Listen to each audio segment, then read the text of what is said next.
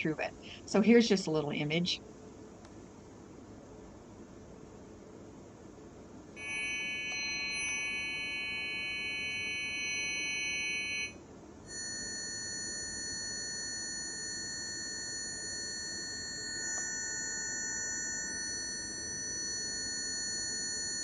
There's always two ways to do it.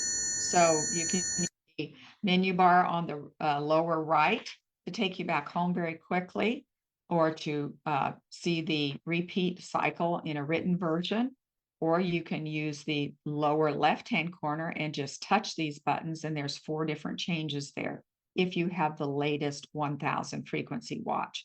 If you have one of the older watches, they might only have 3 icons right here. So that's the difference.